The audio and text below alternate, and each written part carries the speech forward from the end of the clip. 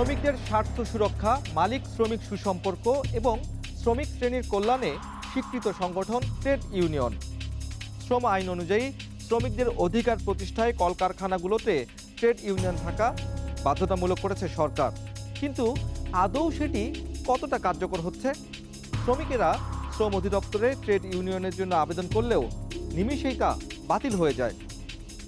সেটি করা হয় মালিক পক্ষের কাছ থেকে অতিরিক্ত পরিমাণ টাকা নিয়ে। অভিযোগ রয়েছে শ্রম অধিদপ্তরের ট্রেড